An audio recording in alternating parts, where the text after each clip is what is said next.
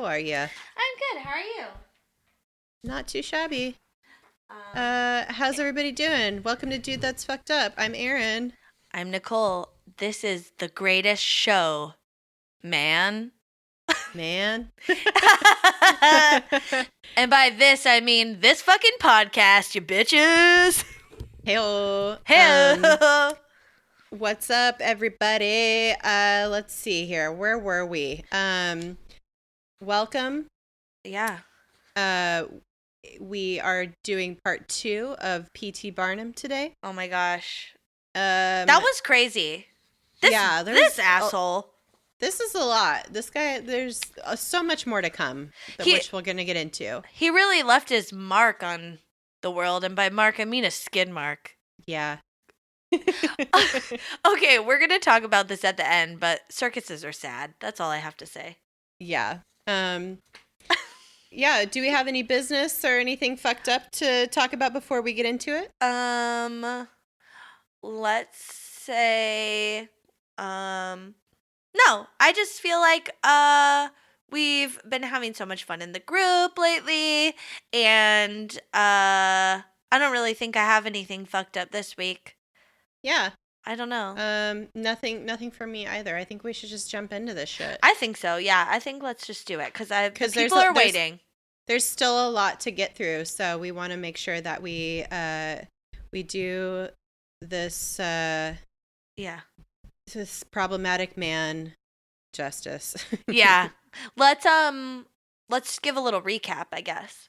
Yeah, so last we left you, P.T. Barnum was tearing it up in New York City with his little museum. With his little museum of offense. Yeah, his little museum of being racist as fuck and weird and problematic. No, I'm kidding. I'm not kidding. It was very very offensive. But it was not a little museum. It was huge. And he had multiple of them at this point. It was like he was blowing up big time. He was traveling Europe with General Tom Thumb, his little buddy that he stole from his family at the age of 4. Little in age and stature. That's right. And he was getting ready to, wanted to branch out some more. So he's traveling through Europe. It's like 1849-ish. Yeah. And I think too at this time, like the thing he for how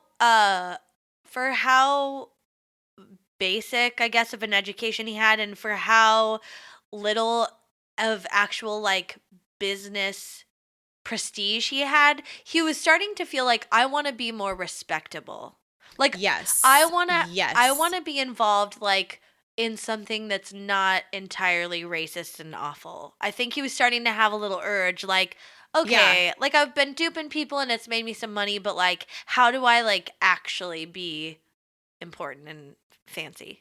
Right. I think he was getting a lot of hate, rightly so, for some of his more offensive displays of human curiosities, and people were just like, excuse me, this is not great. You need to sit down. So he was feeling that. I think he had somewhat of a conscience. There's going to be we're going to get into some of that a little bit later. But yeah, that's kind of where we last left you. He was building a McMansion, and with his like tons of money, that was also very offensive somehow. Probably in design and cultural appropriation. It was offensive in design. It was ugly. It was, and you know what? It burned down. So good riddance. You know what? That's the probably best part about it. Yeah. No one died. It's fine. Everybody, calm down. Yeah, calm down. You know what? Fires were just happening all the time then. They didn't really have a lot of great ways of preventing them. So I think it was an electrical fire or something. Oh no, that burned down something else later. Yeah, we'll get to that. Fires were just rampant.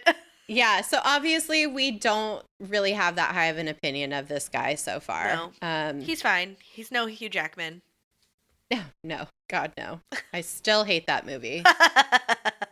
I still am like upset that I watched it, but you know, it's good for research purposes to see what I don't know. It's like interesting to see the portrayal of somebody who is like a real life person and see them portrayed in a very fanciful way. I don't know. It's very telling of what we want to see, of how we want to remember somebody. Yeah. But we're giving you guys the whole truth and nothing but the truth. And it's some cold hard facts, and we're really sorry that we're ruining this movie. We're ruining childhood, whatever, for some people, like we did with our Disney episode. Sorry. Oh, I don't think this is at the caliber of Disney. No, absolutely not. But it was done in such a way that is like very Disney, like musical. Yeah. But I'm just saying, like the portrayal. Is so wholesome and so. This guy is like so cool. Look at all the stuff he did. It's like, yeah, he did some very interesting stuff, but not all of it was great. And the things that he did do that were very offensive, I've never heard anybody talk about before. Yeah. Except for in maybe Vanity Fair or The Atlantic. It's like, oh, look at all the stuff he did. It's like, yeah, look at all the stuff he did. Yeah. Uh-huh. And that's what we're doing. We're shining the light. So yeah, let's see. So like we said, we're picking up where we left off from the last episode. It's about 1849. He's in Europe traveling around. And while he's there, he's, like you said, he's trying to figure out a way to lend his brand a little bit of respectability. He needs to like have an injection of wholesomeness somehow. Yeah. And it's there in Europe that he catches wind of a super famous soprano singer dubbed the Swedish Nightingale, whose name is Jenny Lind. That's her name. She's a beautiful opera singer.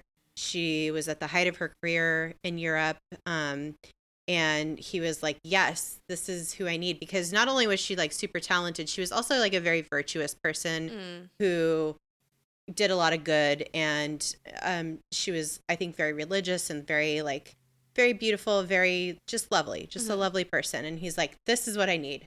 I need this air of wholesomeness and respectability. And opera was like very like high art kind of. Yeah. Still is. Still is. Yeah. Absolutely.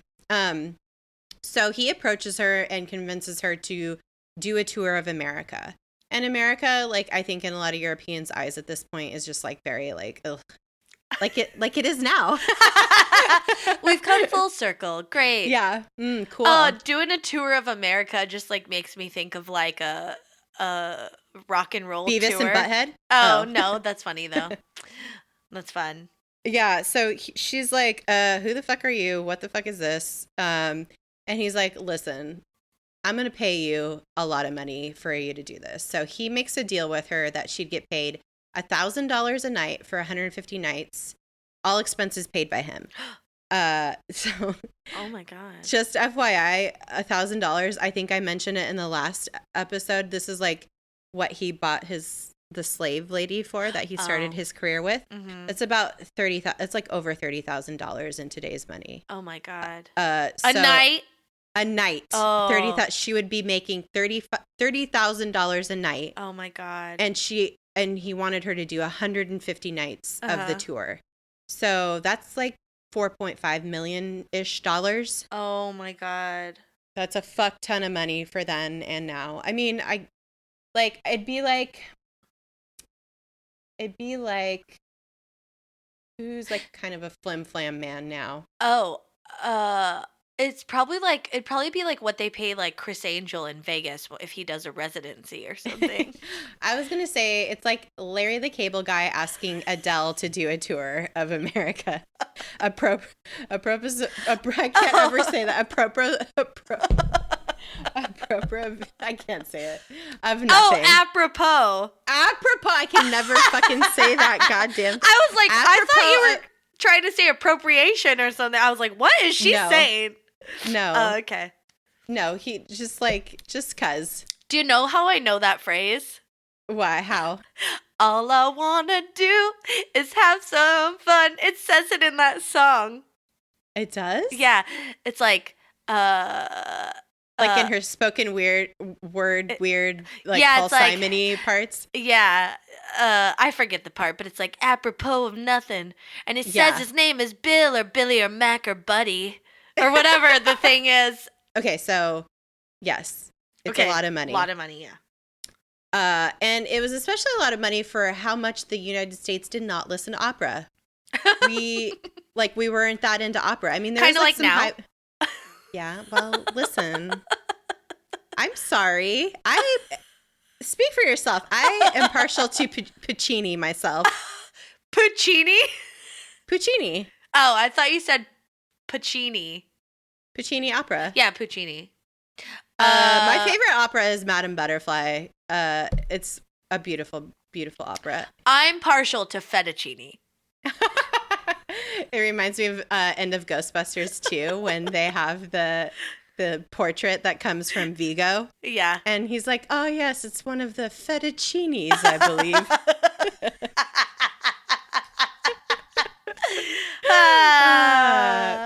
So needless to say, this gamble that P.T. Barnum was taking, not knowing how it was going to be received, how opera was going to be received in the U.S. since not a lot of people listen to it, or per se, I don't know. Mm-hmm.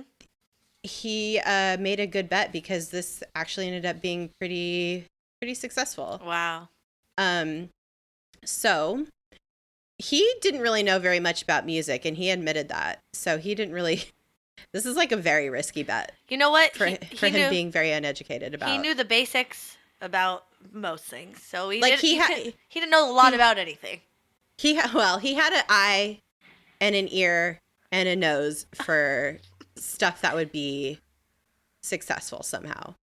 So when he convinces her, she agrees to come on this tour. Mm-hmm. And when she arrives in America, like she like comes on like a, steamliner or whatever. Yeah. And when she arrives in America, there is like a fucking massive horde of people to meet her at the docks. We're talking a lot of people, like 40,000 people were at the dock to meet her. Oh my God. And PT was like, okay. Because he's like, yeah, like random opera singer, like let's like go make money or whatever. And she's like, oh, okay. And then like she gets there and there's like a million people and he's like, yes, I made a good bet. I did it. Not a million, but 40,000, which is a lot. Right. No, I was just like, being hyperbolic. And then 20,000 were at her hotel to catch a glimpse of her when she like arrives. Oh my God. And there's press there. And so PT was like, fuck yes, let's make that money. And she was like, bitch, all these people are here for me. Let's sign a new agreement so I can get that money. And he was like, okay. Oh my God. Sorry, go ahead. Oh, no, I was going to say, like, everybody kind of saw that she was going to be making a ton of money. Yeah. And people started, like, this was, like, the first example of, like, licensing didn't exist because she didn't make any money from this, but all the people, like, watching this happen started selling, like, Jenny Lind. Yes. Oh, my God. Like merch. Yeah. They sold, I saw in the documentary I watched, they sold a candlestick. And it had, like... It's a lamp now. Like, someone, like, modified it for the modern day. Like, who's fucking putting that in their house? No one even knows who this is. But, like, it was, like, a candlestick holder, and it had all these crystals hanging off of it. And then it had, like, a bust of her down, like a... Yeah, like a little sculpture like, of her. Figurine of her. Yeah, down at the bottom. And they made, like, hats and shit. This was wild. Like, people were, like, making, all kinds of merch. It's like New Kids on the Block. Remember when they made, like, fucking pillowcases and shit? Oh my God, yeah. Sleeping bag? Shit. Yeah. Yeah. Oh yeah. So this was wild. This was like Beatlemania before Beatlemania. Mm-hmm. This was like the OG. Mm-hmm. So she's like, yes, I will. Let's do it. Let's re-up on this contract. I need to get more money because these people are here for me. And the new agreement gave her the original fee plus the remainder of the concert's profits after Barnum's $5,500 management fee was paid. This is how you do showbiz. You ask for the points on the back end. You believe in yourself. You believe in your project. You say, yeah, I'm going to get you your money, but I want to make profits if there are profits. That's right. And she was doing it right. Hell yeah. Dude, this is a true fucking diva. Yeah. Who knew her worth and was not afraid to tell this fucking random dude what was up. And she was also a good person. Oh. She was determined to get money, not for herself, but she wanted to accumulate so much money so that she could give it all to charity, or most of it to charity. Yeah, she was like very, very, very like, she was already rich. She was already doing things. Yeah. This chick, man, she knew what she was doing. Hero, man. Dude. Hero status. Oh, yeah. She's like, but sisters are doing it for themselves. She's like, she didn't even care really. She was like pulling in Alicia Keys before Alicia Keys did. She's like, I don't need to wear makeup and I'm just going to wear my hair in a braid. And I don't need to like conform to your like fucking bustier beauty bullshit. Standard. Yeah. Yeah. She was awesome. Yeah. She was cool. I like her. She's good. Who played her in the movie? Was she in the movie? Yeah. She's like a big part of the movie. Is she an unknown? No, I think she's like a famous singer or something, but I don't really know who she is. Yeah. But she's killing it. She people are loving it. Opera gets popular. Mm-hmm. This like really brings kind of an air of legitimacy to PT. Mm-hmm. But by early 1851, Jenny Lind had become very uncomfortable with P.T. Barnum's relentless marketing of the tour. Ooh. And she invoked a contractual right to sever ties with him. So that was another thing she had written into the agreement, was like, you know, I can leave at any point and I'll like, you know, pay. I'll pay back whatever. But like there was like a clause for her to be able to get out of it if she really wanted to. Dang. So they parted amicably, and she continued the tour for nearly a year under her own management because she's such a fucking badass. Mm-hmm. But before she did that, she'd given 93 concerts in America for Barnum, and that earned her about $350,000. And Barnum netted at least $500,000. So he made all his money back and then some. So he made back like an equivalent of, so it was like 4.5 million that he was like going to pay her or whatever. Mm-hmm. And he made back like almost 15 million. Wow. In those, like in 2017 money. Oh my God. Like that's what it converts to. So, okay, I have a question. In the movie, I read this because I obviously didn't watch it because I am not about to torture myself. What, because you're a glutton for punishment. What, were they like sexually involved in the movie or like romantically involved? Oh, no. Okay. Well, I just was curious how they like portrayed the relationship. Well, so how they portray it is like he's just such a good and virtuous man and he loves his wife so much that he would never dream of. Oh. But he's enthralled by her still and her talent. Yeah. Is how it's kind of portrayed in the movie, which, you know, might have been true in real life. Yeah. Like, but the thing that really bothered me in the movie is they made it seem like she was interested in him. Which she was not. She was absolutely not. She's an independent woman. Yeah, so they made it seem like in the movie, this is like another garbage fucking plot point. Yeah. They made it like seem like she's this like glamorous woman who is just like frivolous and falls in love with him and wants to be with him, and he's like, no, I cannot. My wife, I love her so much, I can't. And like he kind of rejects her, and she like gets upset, and that's how she leaves the tour, which that's not true. She left the tour because he's such a fucking maniac. Yeah. Okay. Yeah. Cause like can't stop marketing and being like gross about making money. So yeah, just like trying to wring every last drop out of her. Okay, cool. Cause I think like historians say there was nothing in between them, but like some people wanted to believe that, or like, You know, like some people wanted to believe that, but there was like no evidence and it wasn't a thing. So, and she was a fucking very virtuous, good person. And he was like a insane person. So that's not it. So they go their separate ways. He has all this money.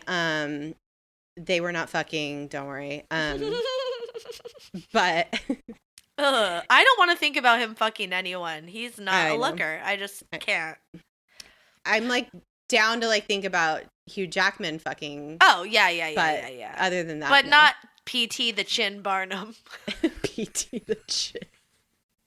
He had quite a face. Also, he was so old by the time he started the circus. Like, we're not even there yet, but that's what I'm saying. Like, but like Hugh Jackman needs to be at least a good 20 years older to play P.T. Barnum at the circus. Yeah, exactly. It's so stupid. Yeah. Well, yeah. Okay. So this is over. This chapter in his life is over. He made his money, and so he's like, "What's next?" Yeah. It's always for him like, "What's next? What's gonna be the next thing I make money on?" So in the decade after the super successful tour with Jenny Lind, he spun the money and the cred that he gained into several projects. So yes, because he's respectable now. Remember, because she was like legit. She was legit. She lent him this air of respectability. And now he has all this money also. So he has everything. He's doing great. So he decides he wants to now follow up with bringing respectability to the theater. Now, the theater at this time was it was considered like a den of sin and just like kind of a gross weird it was like it was like the same thing. It was like kind of flim-flammy, kind of like they not very like actors were immoral. It was just like kind of like smutty, I guess, and trashy. So he ends up building at the time New York City's largest and most modern theater, and named it the Moral Lecture Room. New York's largest and most modern theater is the Moral Lecture Room. I thought you were going to do it again. Oh, no. This place has everything. Morals, lectures. Morals, lectures, rooms. So he was like, I want the theater to now be this like mecca for middle class entertainment, like wholesome, good. Let's market it to the middle class masses and to families, and make it. And like during this time, like temperance was a thing. Like he became when he was in Europe, he stopped drinking and became like outspoken about temperance, and his career from then on was less offensive, I guess. So maybe that was a good thing. It's for the best. Yeah, I think that might have helped, actually. So he'd put on these like temperance, morality kind of lectures and plays. That sounds real fun. It sounds terrible. Well, and it was like kind of like propaganda-y kind of plays that he'd do. He also did they did the dumbed down versions of Shakespeare. They had a dumbed down and like offensive now, I think, play version of Uncle Tom's Cabin. Ooh. Where it's like all the slaves are happy and free now. Like it's like no. Oh, okay. So he was still offensive. So completely still on brand. Go on. Yeah. Totally still on brand. And also lots of minstrel shows, which we've talked about minstrel shows, I think, in the Sinterklaas episode. Oh, yeah. About where like white people dress up in blackface and like do all this like do a stereotypical version of a black person, and it was like that was like kind of all the rage back then. Yeah. So very offensive. Very, very offensive. Still definitely on brand for P.T. Barnum. And he would do all kinds of like apart from the theater, he also did like put on tons of silly shows like flower shows, beauty contests, dog shows, poultry contests, like a poultry contest. I don't know. I have no idea. That's weird. Yeah, I have no idea. What's a flower show? Like you just make a bouquet and then they judge it? Yeah, like whoever like grows the best roses, like Mrs. Strathmore from the Upper West Side. Yeah, she grows the most beautiful red roses, heirloom to, I don't know, whatever. Yeah, wow, people really were like needing things to do. Oh yeah, dude, people still do flower shows and shit. Yeah, not like people still do all this. They don't do that anywhere where we live because there's like actual things going on. Well, you don't know. You're not in that community. I don't think it exists. I don't want to find it, so let's just keep moving. Don't rain on somebody else's parade. Don't rain on their rose parade. I'll watch that every year. That's cool. That's right. But that's because there's like automatronics and shit. Yeah. And that's fun. Yeah, but I mean, dog shows are still a thing. Like the Westminster Kennel Club is. Okay. But like, dog show people are weird. Right? Yeah, totally. Oh okay, my God. There's like that whole movie Best in Show, which is amazing. Best in Show is one of the greatest movies of all time. But like, there's some characters, and I'm sure there's normal people who do dog shows too. But there's some weirdos, and the people that always win look like they're dogs, and they like, it's weird. Yeah. Busy Bee. He also would do like other weird stuff. Okay, we're moving on. Okay, but I was just gonna say, what's weirder than a dog show? What's weirder than a dog show is the most popular thing that he did were baby contests. Oh no, I was gonna say a cat show. Oh, dude, don't even fuck with me on that one. I'll take Boo to do a cat show right now. He's beautiful. Yeah, but you gotta like train him to do things. No, they just sit there. They don't do shit. Oh. No, they just like pose. Oh, okay. A baby show? What? A baby contest. Oh, yeah. So, like, they do. I was in a baby contest, and I won as a baby. Like, oh my God, you were a precious baby. Dude, you know what? I'm a fucking baby contest winner. I should put that on my resume. You should. It was a Johnson & Johnson contest. I won for biggest eyes. I probably had a disorder. Like, you hadn't grown into your face yet. Yeah, it wasn't, like, cutest or, like, best eyes. It was biggest. Like, these eyes are not proportional to your face or to your body. They were like, these eyes, do do do do do do. They're so big, she who wins. These eyes. All right, God. Okay, so let's go. There was like fattest baby, like handsomest twins, like shit like that. That's what it was. Which we still do that shit today, like the Gerber baby contest, all that goddamn shit. Yeah. Let's see, what else did he do? He became the president of a bank in Bridgeport, Connecticut. Cool. As one does. Yeah, as one does. He organized construction of New York's Crystal Palace for the World's Fair. Mm-hmm. That's cool. Yeah. He bought 50 acres of land in Bridgeport to develop the city of the future, East Bridgeport. Never heard of it. Well, you know why you never heard of it? Why? It didn't happen. Oh, what? That's weird. Well, that's because his partner, Chauncey Jerome, who was the owner of the Jerome Clock Company, just like skipped out on the deal and then left PT in a $500,000 debt. At that time, $500,000 debt. That was like all the money he like earned. $1 billion now. Yeah, that was like all the money he earned off of that lady, right? Off of the opera singer. Yeah. $500,000, right? Yeah. So he lost it. He lost it all. Shit. Because this guy who like owned a clock company just like was like, never mind. I changed my mind and skipped out. Goddamn. Yeah, that sucks. Yeah. Yeah. So he was in a bad way after all that. Bad. He had to sell his I think he had to sell the museum. Yeah, he did. Like the main one in New York, right? Yeah. He had to sell the museum, and then it still wasn't enough money to make up his debt. So then he had to stay on and like help them find acts for the museum. Like he had to like consult for them. Yeah, dude. Yeah.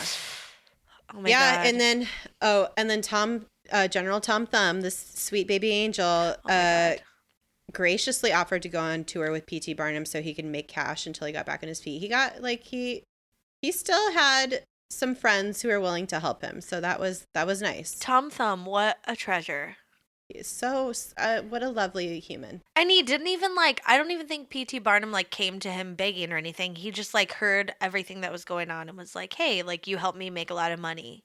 Yeah. And was a friend. Let's help you out here. Oh. Yeah. So by the late 50s or 1850s, I should say, and rolling into the early 1860s, he bounced back. Yeah.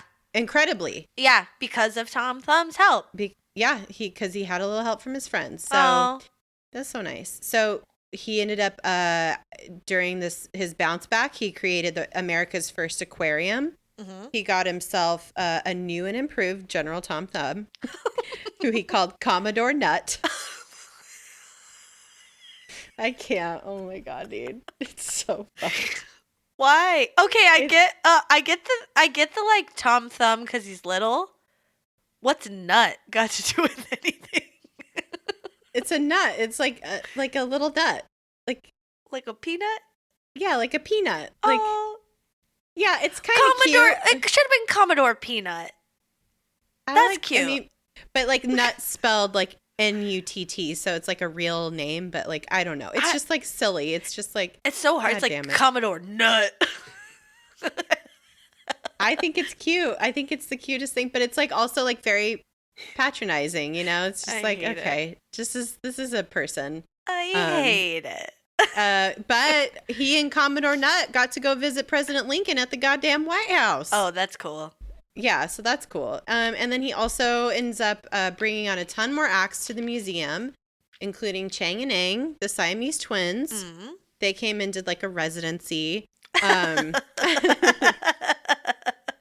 It's true. He had his new buddy, Commodore Nut, who was doing good.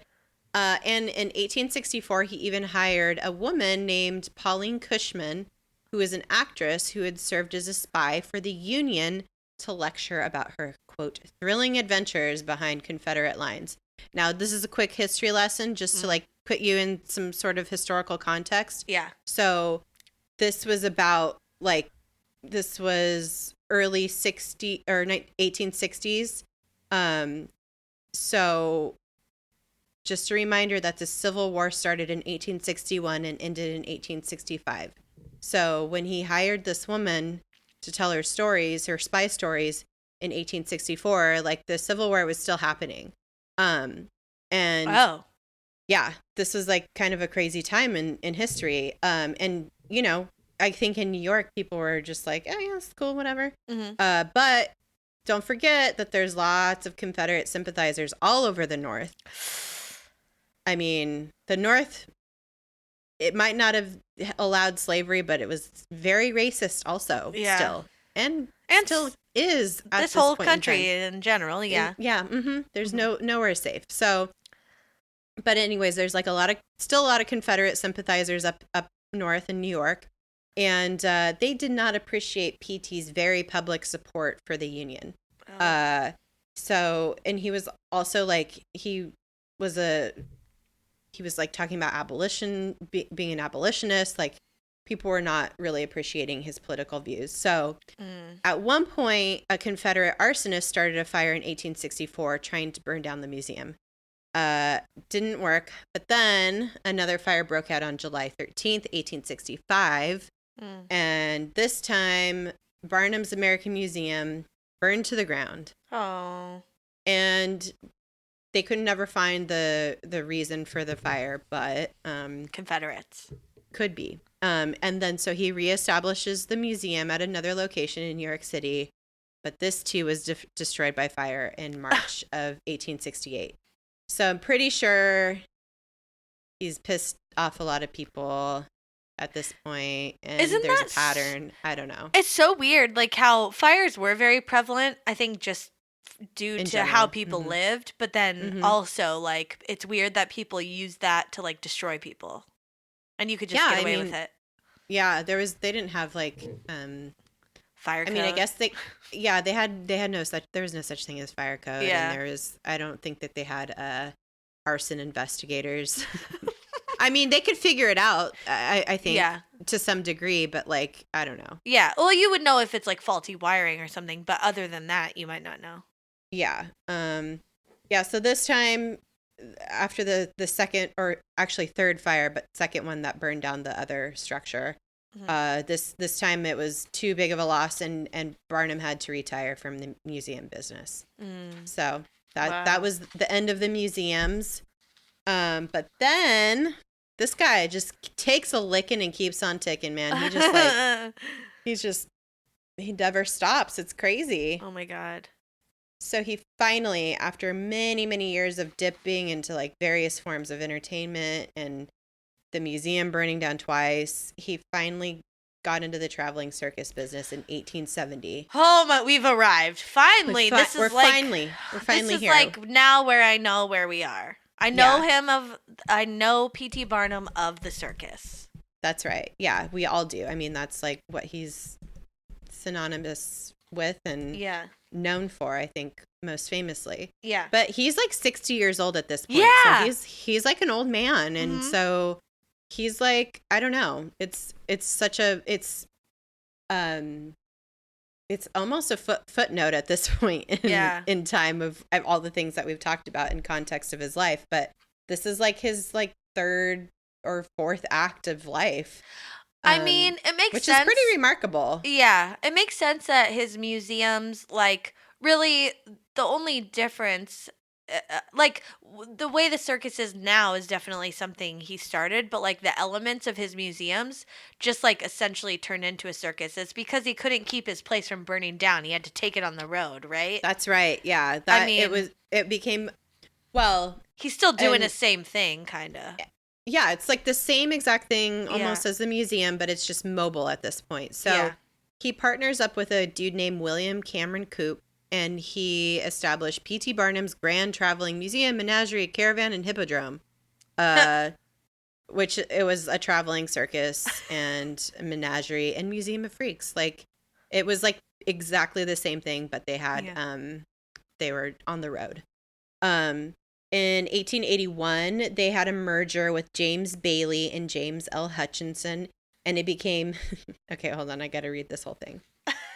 It became P.T. Barnum's Greatest Show on Earth, and the London Circus, Sanger's Royal British Menagerie, and the Grand International Allied Shows United. Jeez.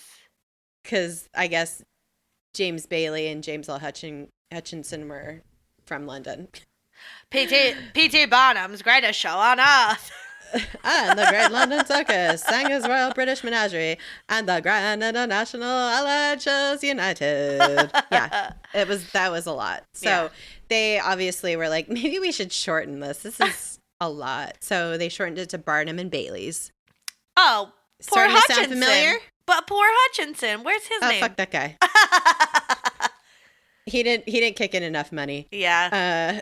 So this was the first circus to display 3 rings, which I always just thought that was like a saying, like a 3-ring circus, like a, shit show, whatever. But it actually was like where you have 3 shows going on, like in the same big top all at once. Oh. So there's 3 performances happening simultaneously. And it made by having that, it made this the largest circus the world had ever seen. So this is pretty cool. We never went back from that. You don't hear about a 1-ring circus. No. Too boring. Yeah. Oh lame. That's embarrassing. Yeah. So the show's first primary attraction was Jumbo, an African elephant he purchased in 1882 from the London Zoo. Huh. And this is like a really actually huge elephant. So he made a lot of money from this. This was like what helped get the circus off the ground. The elephant's fame even helped popularize the word jumbo as a synonym for large. So that was like not in our lexicon before then. It's how we got jumbo eggs and maybe even the jumbo jack. And the jumbo D. And that's Dick. And that's Dick. And the jumbotron. And the jumbotron. Mm-hmm. Yep. Mm-hmm. Wow. I didn't know Jumbo D was a thing. That's what. Do people say that? Oh, that's what me and DJ called huge dicks. How many huge dicks are you guys talking about? Only one. Gross. Um, but this is okay. I'm gonna get into a really sad story now. Okay, calm down. Everybody, Okay, stop calm thinking down. about jumbo dicks because we're gonna get real sad. This is gonna be real sad. Think about like I don't know, a dead person's jumbo D. No. You don't. Listen. Okay. What happened was, okay, Jumbo died in 1885 when he was accidentally struck by a freight train and killed during a performance in Ontario. What the fuck, mess. man? Oh my god. Yeah, it's really sad. But this is like a real quick sidebar about Jumbo because like I love this story. This is really cool. Mm-hmm. So P.T. Barnum had Jumbo's hide stuffed and donated to Massachusetts Tufts University. Oh. And because he served as a trustee there. He was like a donor and trustee to Tufts. And so Jumbo ever since then has been the Tufts mascot. Oh, that's cute. Yeah, so for 86 years, Jumbo, like the taxidermed pachyderm, stood in Barnum Hall. He had a hall named after him until like he was just like in the hall, and people would like put like coins in his trunk for good luck, or like yank on his tail for good luck, like stuff like that. But on April 14th, 1975, Barnum Hall caught on fire. Oh. And everything burned.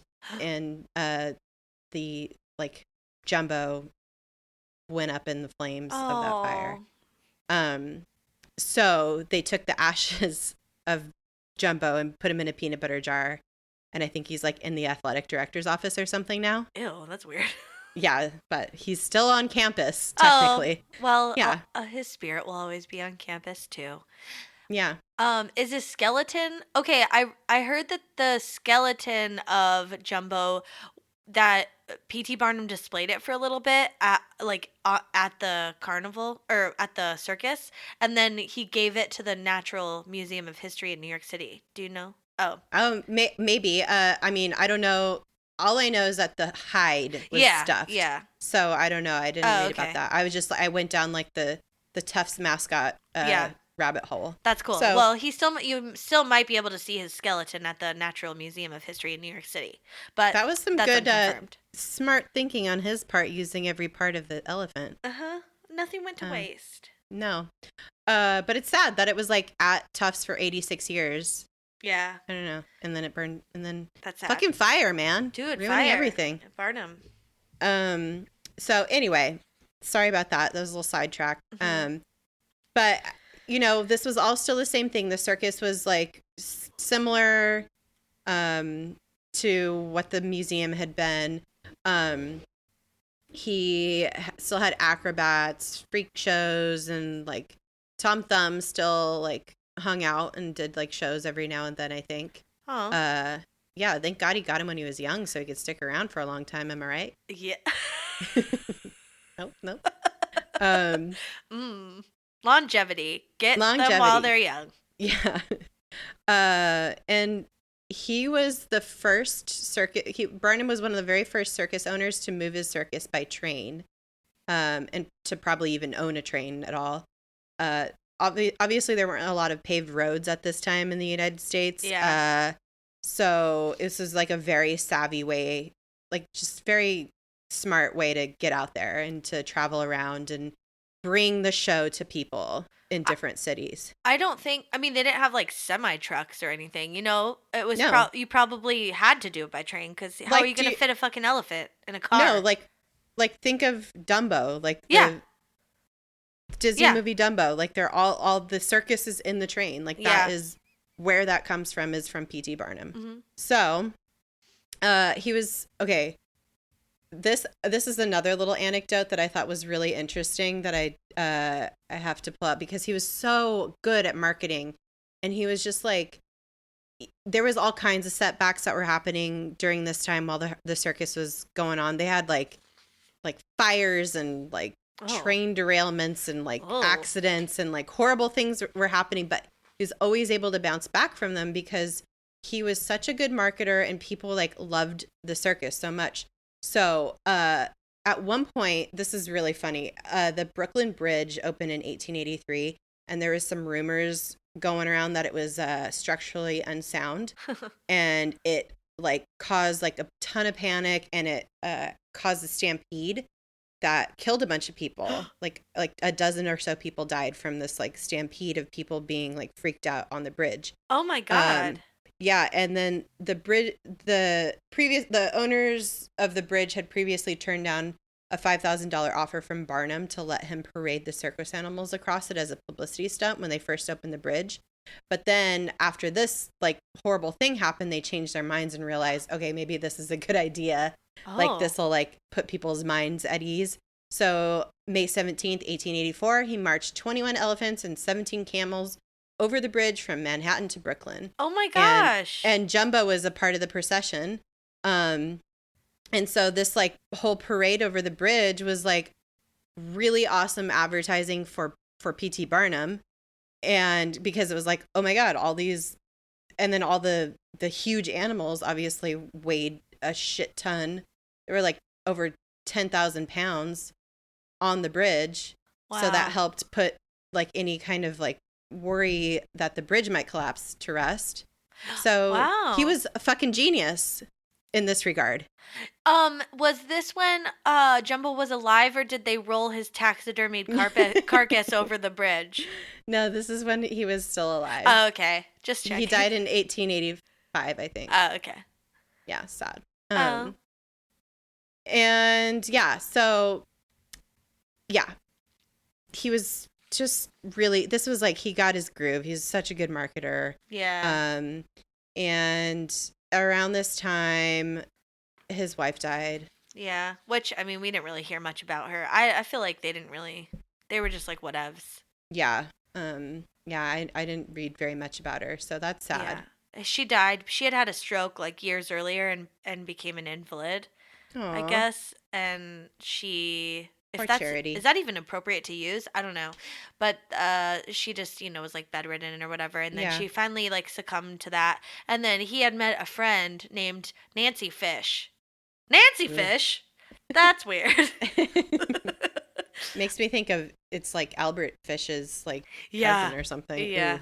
But they got married and they had like a nice friendship. So that's nice. But she was definitely, let's see, I think he was... I forget how old he was. Maybe he was like 64 when they got married, and she was 24. Oh, okay. Yeah, she was like 40 years younger than him. Yeah. Cool. Gross. Good for him. Good for him. But no. But whatever. Yeah. So he's flying high at this time, and this is a great time for him. Now, just real quick, I want to talk about one little thing in his history that is very interesting and kind of sums up how he's just this like walking contradiction of a person. Mm-hmm. So he dipped into politics after a while, as so many people with money eventually end up doing. Money and fame. He went from being a producer and promoter of minstrel shows to being an abolitionist. Huh. So this is a very interesting thing about him. He had views that evolved over time, but he most certainly spent most of his life profiting off of people of color.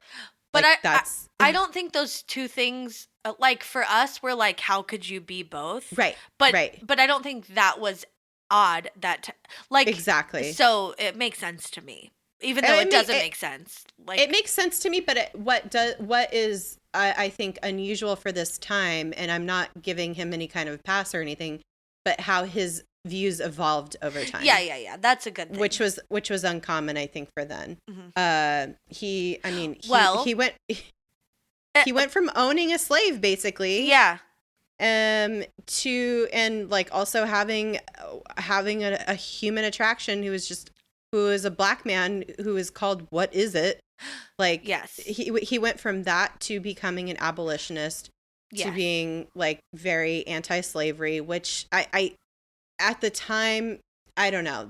I don't think he made the connection in his mind. Like the view of slavery and the view of racism and the view of everything nowadays is very different than it was then. Yeah. Again, I'm not giving him a pass, but I found this very interesting that he could have evolved and been kind of self-reflective of these practices, I guess. Well, I think it definitely makes sense because that's how you do evolve. It's like, in the beginning of his career, if he was like buying people or hiring people and then spending a lot of time with them and actually getting to know that they were people, yeah, they just look different or have something different about them, then you would evolve. Because actually, what is interesting about him as his career goes on, he is like coming into contact with a lot of people who are very diverse and very different from him and come from all over the world. And so you could see how, like, because that is what erases those types of thoughts from people's heads.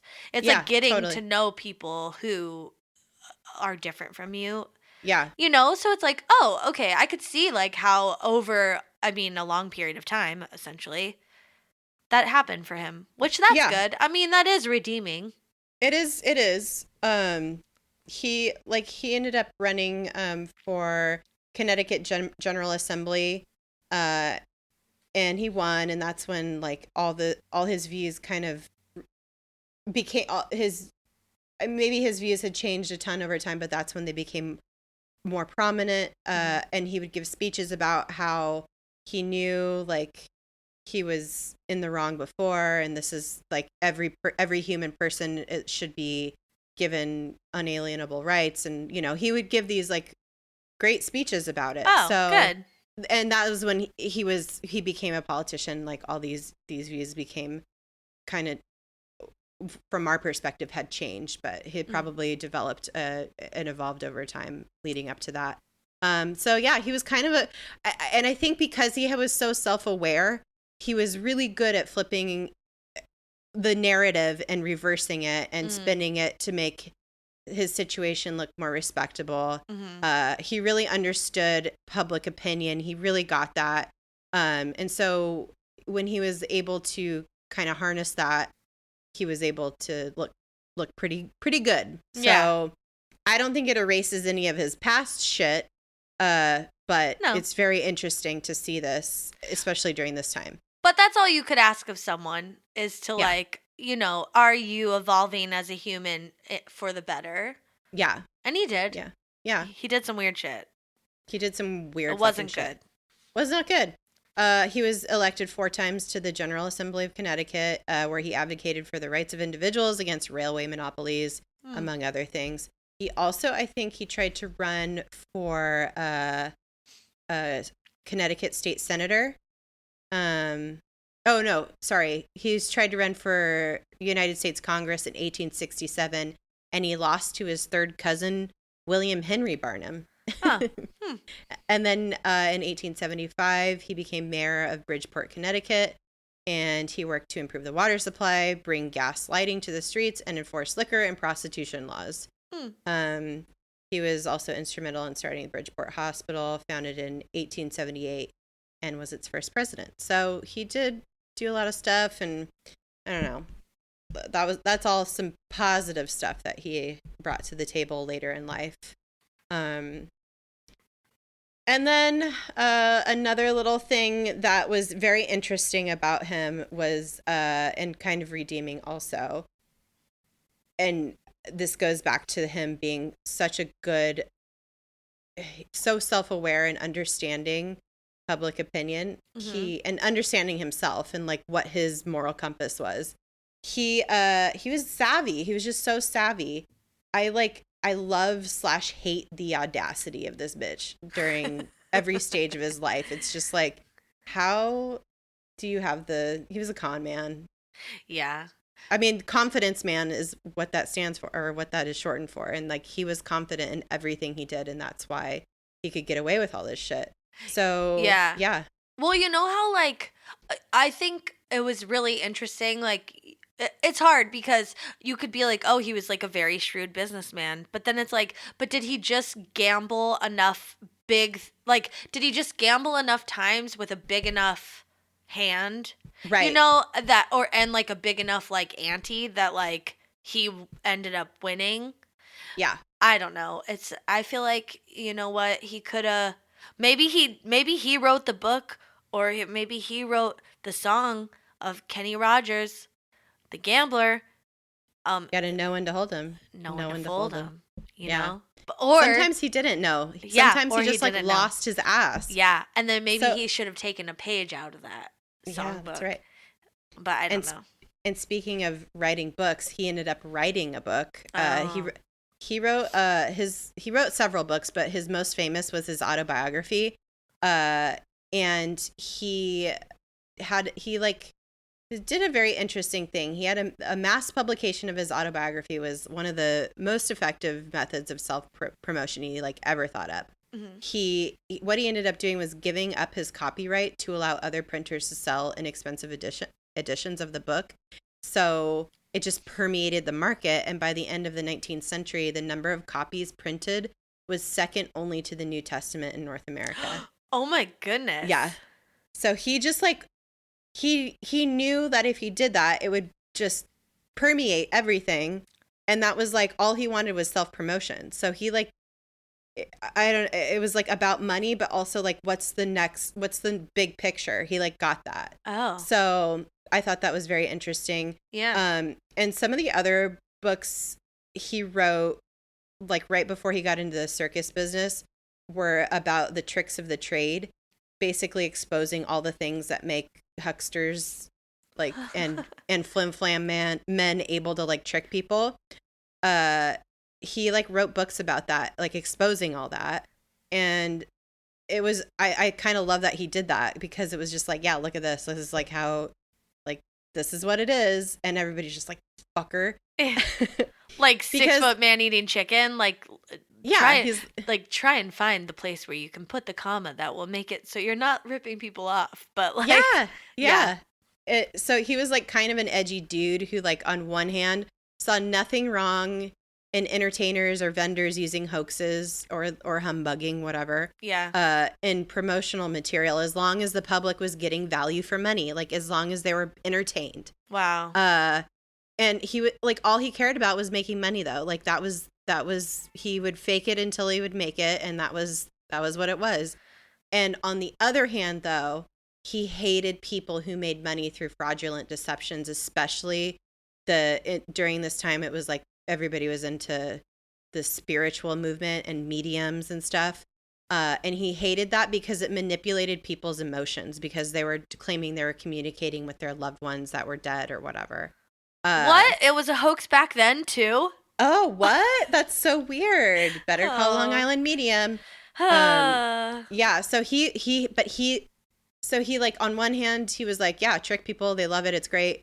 But then on the other, he was like not about the emotional manipulation tricks. Like, yeah, like it can't be that preyed on people. It can't be like a deep trick of a person. Right. It has to be like surface level for entertainment purposes. Like, exactly. And they have to know up front they're here to be entertained, kind of thing. That's right. Exactly. He even testified against a guy who was a quote spirit photographer, during a trial for a fraud against the guy. So he was like, he had a moral compass to some degree, and it probably became more prominent later in life as he was older and wiser, I guess. Yeah. I don't know. So yeah, that's those are some interesting points that I wanted to include in there, just to give a fuller picture, not so we're just like talking shit, but yeah. You know. So this is towards the end of his life, and we didn't mention, but he actually ended up retiring from the circus business and just like business in general, I think, to enjoy, I think, his money. Probably, I would hope. Yeah. He retired in 1885, the same year that Jumbo died. Aww. So he was at that point, he was like, what, 75? Yeah. I think. Yeah. So yeah, he did the circus business for 15 years, and that was the last thing he did. Mm-hmm. Well, I mean, he like did a bunch of others, like he was a philanthropist later on and all that. And then he suffered a stroke in 1890, which left him bedridden. And he died less than a year later in April of 1891. I think at the age of 80, right? I think so. Yeah. Yeah. Yeah, I was, which it's like, this is like his legacy is the circus. Like, Yeah. he did a lot of, I mean, I guess you could argue like the sideshow type thing. I don't know, but but that's not really what his name is attached to. It's more attached to like the circus. And I just thought it was interesting, like, because there was a guy in the A&E documentary that I watched that like clearly works for the circus. And he, like, he was wearing like a glittery coat and like was being interviewed in like a circus tent, and he looked a little like he had like a lot of scabs on his face, and I was like, what is that guy definitely is in the circus. Oh God. I don't know. My feelings about the circus these days are like not very strong, but they are, but in a negative way. But he was like, he said that he thinks if P.T. Barnum were to see the circus today, or like I'm saying at least in the 90s when this documentary was filmed, I'm assuming because it looks very 90s, the guy said he would not only recognize it, but he'd be pleased. And I'm like, the fuck? Like, I mean, maybe if he didn't have like any context of the world and he was just like beamed into a circus these days, he'd be like, oh wow, it's like just how I left it. And then you'd like step outside of it and be like, oh, this is sad. Yeah. Like this has not progressed. No. There's nothing interesting. Yeah, it right? sucks. Yeah, okay. Totally. And it just smells. I'm not like a circus person. The circus doesn't exist anymore. It doesn't? Well, I'll get to that, but okay. I mean, I'm sure it does in some form or fashion and to some degree, but it's the party's kind of over. Yeah. So Barnum Circus was sold to Ringling Brothers on July 8th, 1907 for $400,000, about $10.45 million in 2017 dollars. Wow. And he was already dead by then, so his estate sold it or whatever. His estate, exactly. The Ringling Brothers and Barnum and Bailey circuses ran separately until they merged in 1919, forming the Ringling Brothers and Barnum and Bailey Circus. Yeah.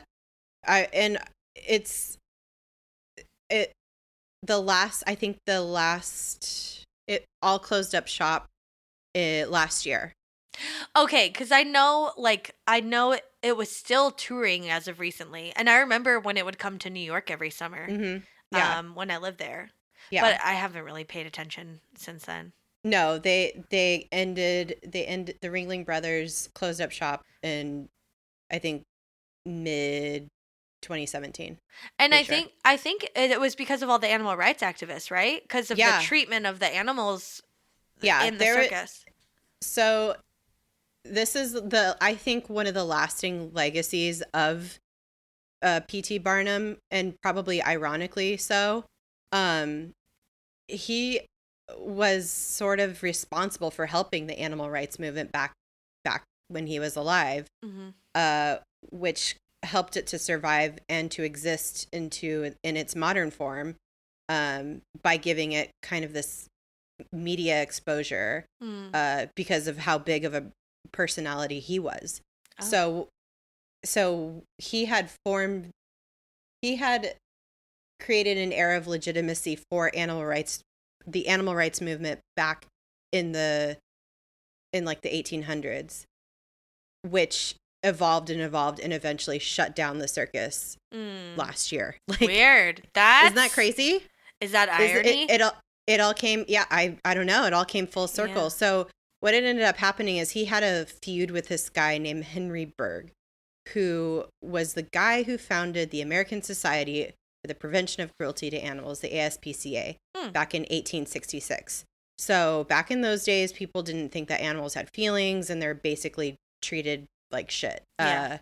They didn't care about any animal. Yeah. And Bergh, P.T. Barnum and his museum caught Bergh's attention because somebody had complained that the boa constrictors that were on display were being fed live rabbits, which that's what they eat. Oh, yeah, that's fair. So somebody complained about that because bunny rabbits are cute and snakes are ugly. not. Yeah. So this guy, Berg, was like, oh, what the fuck? And got all in his shit and wrote him, like, complained, wrote him tons of letters. And, and was so appalled that people were watching the boa constrictors eat the live rabbits. Like, that was the big complaint. And now, I don't know much about snakes, but I know for a fact that they would rather have live prey than dead prey. I don't think they want to eat a dead animal. So, Berg, like I said, he wrote a bunch of letters to Barnum, and he said, basically, he didn't care about the snake, which is stupid because if you're an animal rights activist, like, you should care about all animals. Yeah. And he basically said, then let them starve, for it is contrary to the merciful providence of God that wrong should be committed in order to accomplish a supposed right. Like, that doesn't even make sense. So P.T. Barnum was like, all right, dude, listen, you don't know shit about snakes, obviously. So let me just tell you real quick. And he actually, P.T. Barnum probably knew more about reptiles and snakes and other exotic animals than most people did during that time because of all of his experience with all these weird animals and stuff. Yeah.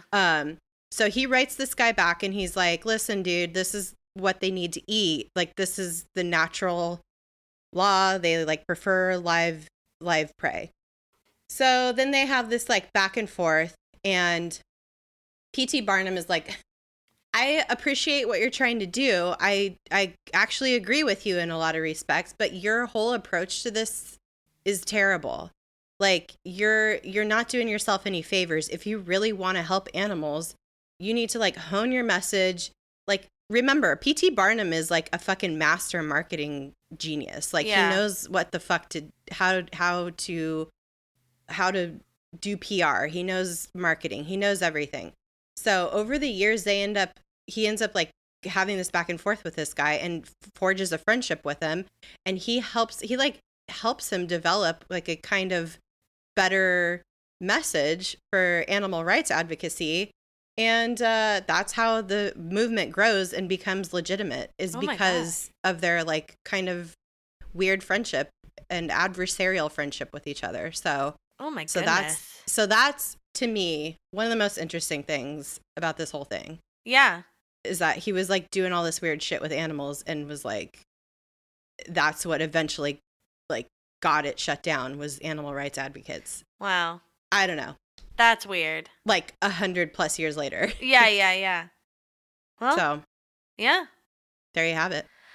Oh my goodness. So that's, like, the legacy, I think, of him, the life and times. And I don't really have very much else. I think that we said all that there is to say about him. Yeah, I feel like the legacy isn't the circus, especially now that it's not, like, the actual circus. It's like, now that it doesn't exist, because people in, like, 20 years or 40 years, like, won't even remember, probably. Yeah, I think his legacy really is that he, like, kind of shined a light on all the stuff that humans are drawn to, and no matter how problematic or weird they are, like, it's what it is. And he was that thing himself, and I don't know. Interesting. Well, that's all I got. What about you? Same. Yeah, I don't really have much else. What a life. What a time. Yeah. Don't see that movie, The Greatest Showman. It's garbage. If you've already seen it, I'm sorry. Do whatever you want. Oh, yeah. I haven't seen it. I'm not watching it, so. Yeah, please don't waste your money. Oh, girl, I'd download that shit on the internet for free. I spent money on iTunes. Yeah, I know. Whatever. I thought for like a millisecond it was gonna be good, and then it just wasn't. So it's a bummer. Yeah. But anyway, follow us on social medias, guys. Yeah. DTFU. At DTFU podcast everywhere. Yep, dtfupodcast.com is our website. It can take you to our Patreon page. It could take you to merch. It could take you to even social medias. It could take you to listen to episodes. It's great. And we leave all our episodes up all the time. So you're welcome to listen to them whenever, however many times. If you want. I don't know. Whatever you want to do. So I have favorites that I go back to sometimes and just listen to Erin making a joke again, and then I laugh again, just like I did in the episode. And then it's like in stereo because I'm like listening to it and then I'm like feeling it. Yeah. Oh. It's very weird. You're like, I know it's going to happen and I know it's going to be funny. Yeah. It's great. Well, thanks for listening, guys. We hope you liked it. We'll catch you next week. And until then, be excellent. Bye-bye. Bye-bye.